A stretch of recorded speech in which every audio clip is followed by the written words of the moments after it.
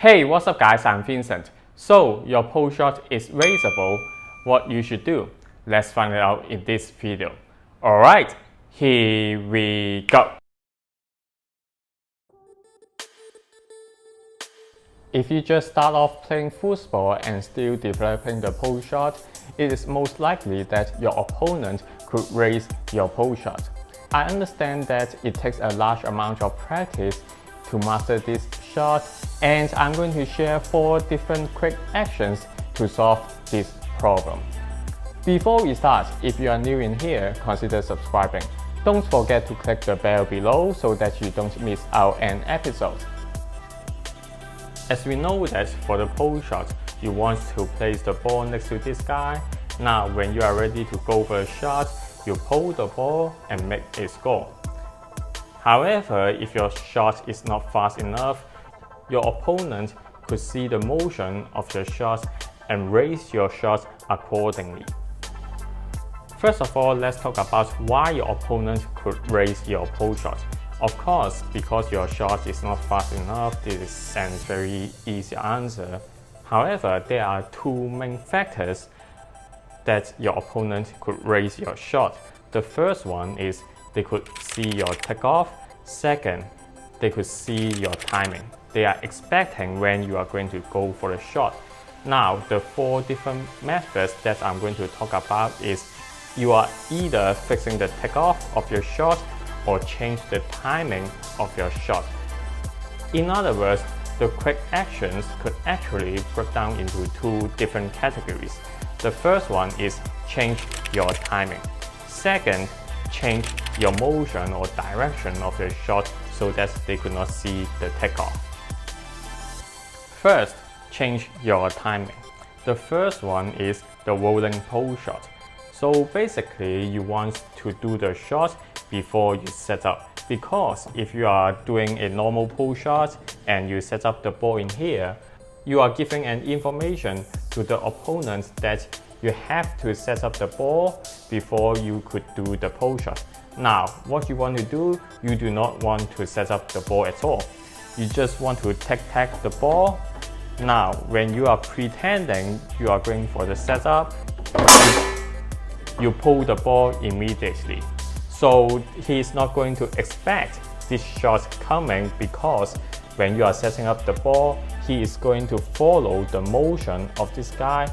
Now, when you are going to do the shot, he cannot react accordingly, and that's an easy score.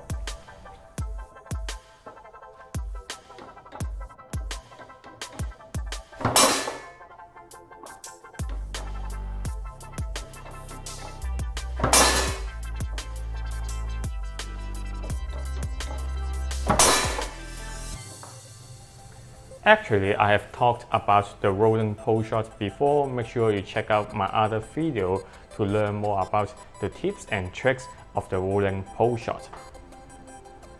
And now let's talk about the second method, the lifting straight.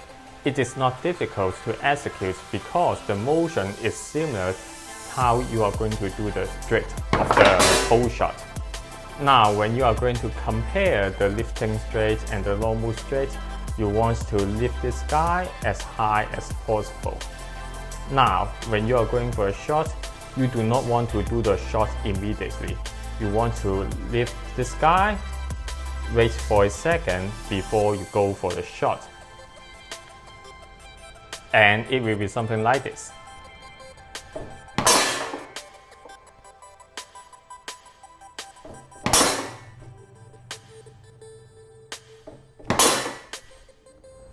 The reason why you want to do the lifting straight, imagine your opponent is sitting still with this defense and trying to raise your long.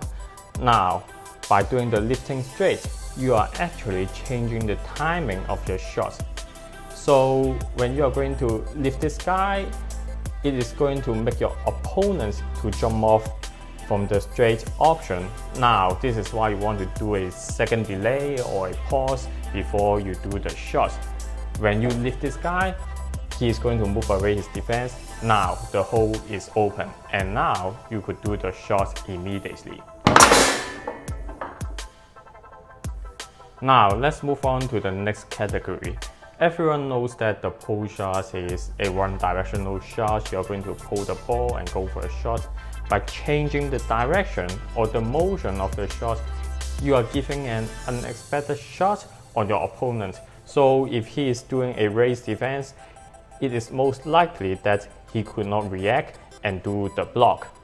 First, the reverse push kick. So basically you want to set up like a pull shot. Now when you are facing your opponent that he is using a raise defense, you want to go for a shot, but instead of going for the long pull, you want to bring this ball to this spot. Now your opponent is going to react and block this spot. So you could actually see this spot open. Now you want to do the push kick immediately. And this is how it looks like.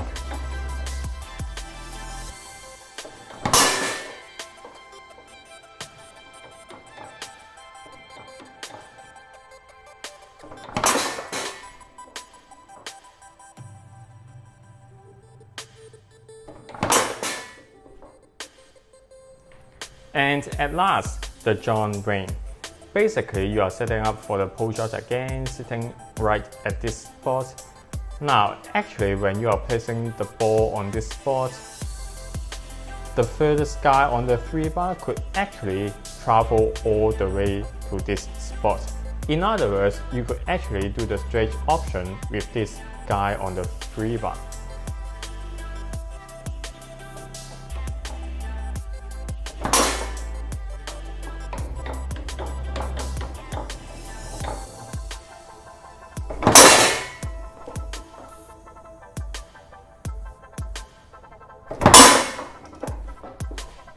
As you can see from the motion of the John Wayne, you are using this guy to do the shot. It is actually looks like you are doing for the long pull.